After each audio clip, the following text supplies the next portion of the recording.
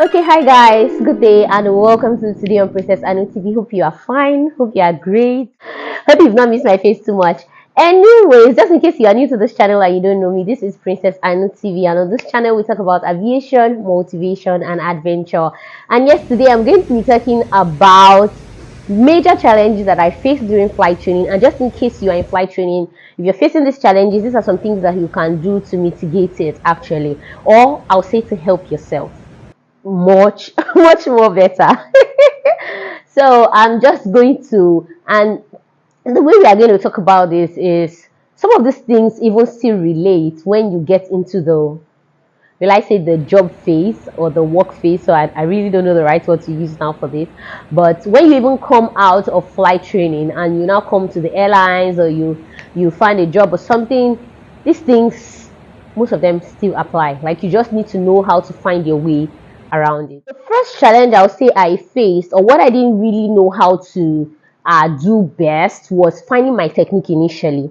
So when I came, obviously, you go to ground school, and in case you're also thinking, like, how is this thing going to be done? When you come for flight training, you're going to do your PPL, which is private pilot license. Then you do your CPL, you do your instrument rating, you do your multi-engine rating, and all that before you finally graduate. So when we came, first of all, we started with the PPL. I was actually reading just everything, and there are things that are nice to know, and there are things that they call need to know. You need to know some things. There are some things that are just nice to know. Now imagine if you are focusing on the nice to know and not focusing on the need to know.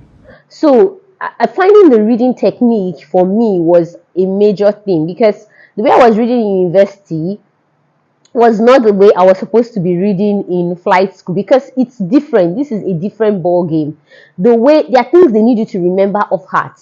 But in university, I was used to a system that you read, you understand it in your own way, then you now come and write. And when you write your theory, they are going to give you, at least for everything, for something you've written, they are definitely going to give you like a mark for it. But here, you're coming to objectives, and you need to know the exact answer. You need to know the exact number. If they say is the QNH is 1013, it needs to be 1013.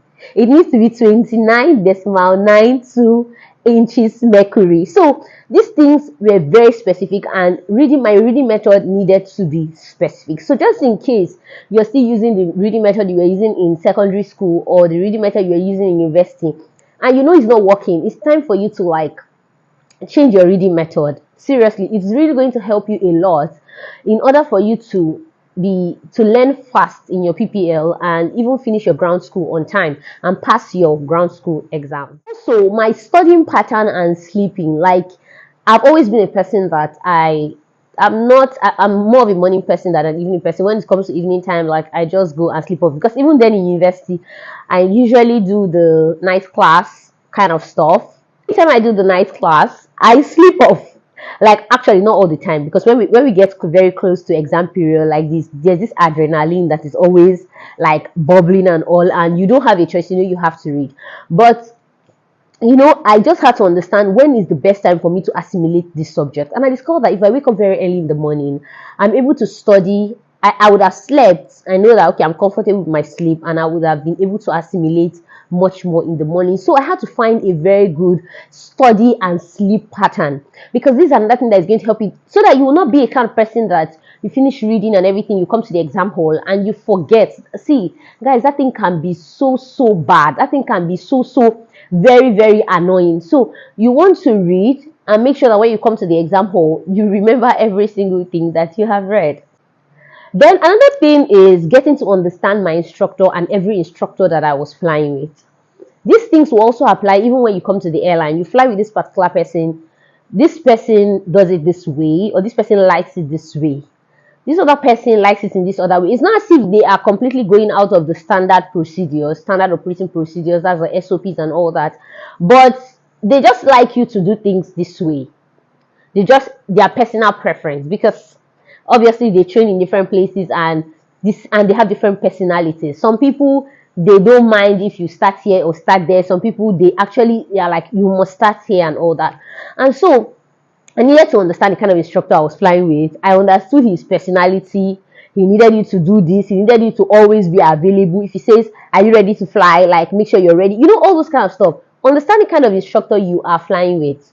Understand if he's the kind of person that likes to fly very early in the morning, and maybe he has like a very busy schedule during the day, and is always like running out of school or something.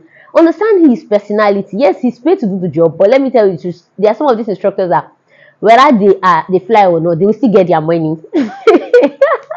Yeah, the school will still pay them. So you need to understand what works for your own instructor. Then if you discover that your instructor likes to fly in the morning, beg the person that is doing the program, please, can you put me in the morning? I beg in the name of God, just put me in the morning, because if I put me first detail, if you can beg, if you can hustle the detail, hustle it. Like, I know my instructor was also a kind of person that if there's a free time and nobody's flying, like you also want to use it. So I will always ask, like, I'll ask my classmates and all. I'm like, is the instructor coming? Are they flying this time? If there's a free space, I'll call my instructor. I'll be like, sir, there's a free time. Oh, can we fly so time and all that? And he's always willing to fly. You need to understand your instructor. And if you leave your instructor to another instructor, understand the kind of person he is, because I think I flew majorly with two instructors all through my flight. Okay, let me say three. There about three also, because one particular person flew me PPL and CPL. One particular instructor flew me instrument and multi-engine, and one particular instructor flew me throughout my night rating. So I'm going to say I flew completely with three instructors. So you need to know how your instructor functions. I'm telling you, it's going to help you. There's some instructors that before you go to the aircraft, they are going to be like, what is this, that? If you cannot answer, you are not flying. So if you know your instructor is that kind of person, why not read this stuff before you even go to air? There's some instructors that they will ask you when you are in the aircraft, like when you guys are not flying, the instructor will ask you, okay, did you read this? I told you to go and check this at home, blah blah blah blah. Did you read it? Did you check it and all? So you need to know.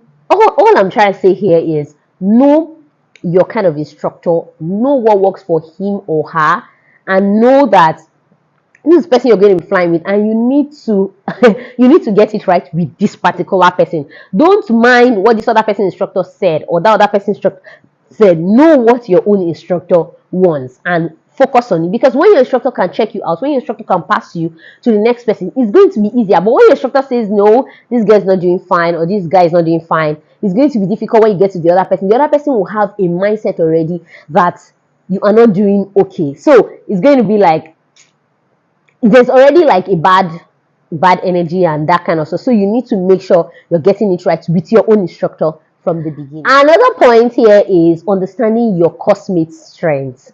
See, there's a guru in every phase. Let nobody deceive you. Somebody that is good in PPL might not be good in CPL. And I don't mean like the flying part. One person will finish first in CPL, another person will finish first in PPL, another person will finish first in instruments, another person will finish first in multi-engine.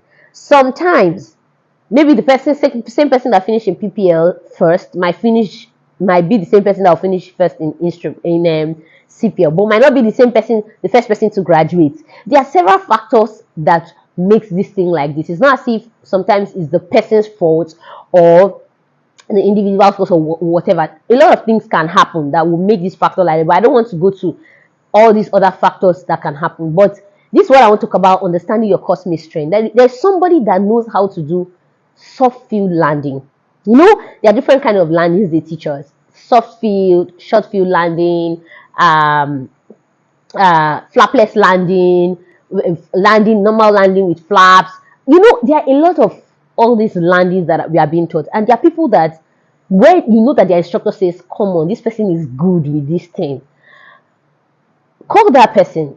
If you're not doing very well in that aspect, call that person and ask the person, please, how are you doing this thing? Like for your short field landing, do you normally come to the threshold before you close the power, or do you pass the threshold a little before you close the power?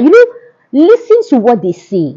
Yes, you are not them. You might not be able to do it 100% the way they do it, but there will be something you will pick from the way they have explained this thing that will change your orientation about that landing. And you discover that the next time you are going to land with your instructor, there's going to be a total difference. I understood some of my classmates' strengths in this aspect, and I'm not going to lie to you, like I took advantage of it. If I know that so person, I don't want to call their names, but I have a lot of customers that are very, very good. Like, I know that this person is good in this aspect. I'm going to call the person and be like, please, oh, how far? How did you do this thing? Like, I've been thinking, I don't know, I've not been getting this landing, or I've not been getting this, that, or I've not been getting that. They will explain it to me, and I'll be like, okay, maybe when I go for the next flight, I'll try it out. If you try it out and it works, you know that yes, you've gotten it. If you try it out, it doesn't work, you know that maybe that's not the technique for you. All you have to do is still ask, still keep practicing. You know, every time you have the opportunity, because sometimes when we are training, you don't do one landing. When you're training, especially when you've gotten to the landings and you do like 5 landings, you do like 6 landings in a day. So when you are practicing these landings, let it be that you are trying those small techniques that your classmate has told you about, not only what your instructor has said, because your instructor is seeing it from one particular angle. You're not fully comprehending what your instructor has said. Now you're coming to your classmate to find out how he or she is doing it. If you can understand how your classmate is doing it and you go and try it and it works for you, boom, that's it. All they want to see is that you are doing the right thing. It doesn't matter if you used my method or you use so person's method or use that. No, let it be that you are following the right procedures and you're doing the right thing and you're getting the learning. Bam, that's all everybody wants to see. So these are some things that you need to watch out. Another challenge I had in flight school, I would say things, I feel things go slow sometimes. And I'm discovering that this is not just in flight, this is not just a flight school thing, this is a complete aviation thing. Sometimes things go slow, sometimes things are things can be so fast. At the same time, things can go so slow. Like sometimes you're trying to process your license and you hear that so person that is supposed to sign traveled, or maybe sometimes you want to fly but you hear that your instructor is not available, he has a family function, or he has a pressing need he needed to attend to, he's not going to be around for 1 week. There were times when in my instrument rating, my instructor wasn't around for weeks. Like we can go like 2 weeks, we will not fly and all, and because he had important, he was in the managerial aspect and he had more important things to go do. So things will just be slow, you'll just be there waiting like. But you know the beautiful thing, I'm going to say that when you are in that season when you feel slow, enjoy it, because when it's going to get fast, it's going to get really fast. So don't overbeat yourself. Now I'm beginning to understand. Before I did not understand this, or before I was claiming not to understand, because sometimes I'm like, oh my god, let this thing happen fast, let this thing. But see, at that time that it's happening slow, just flex it, enjoy it, but be prepared for when it's going to happen fast, because when it's going to happen fast, if you're not prepared, the train is going to leave you behind. But if you're prepared when it's happening fast, you must have covered everything, you must have gone far before they even know. Lastly, the last thing I want to talk about is preparing for check rides. Hey, see, the challenge I had with preparing for check rides is that even till now I still make that mistake sometimes. You assume that this is just going to be a very special, this is different, it's different. See, preparing for check ride is like preparing just for another flight. For them to have said you should go for a check ride is because they have seen that you can do this, and they've seen that you have done it a lot of times, and they just want somebody else's opinion to like see that, an examiner, let me use that word, an examiner, to see that, oh, you've done well, yeah, that's okay, you've done well, and they check it. But as usual, exams are tense. Like when it has to do with exams, you always everybody, I don't know if it's everybody, but me, like when it has to do with exams, sometimes like my mind is going up and down, like how is this exam going to go, what's going to happen, and also sometimes when it has to do with exams, you might feel that way, but just know that it's another flight, just with an examiner on board. So fly normal. My first PPL check ride, I've talked about it on this channel before.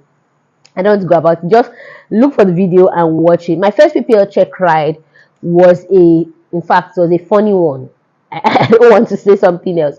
It was a funny one, and because hesitation, you're just you need to get this right.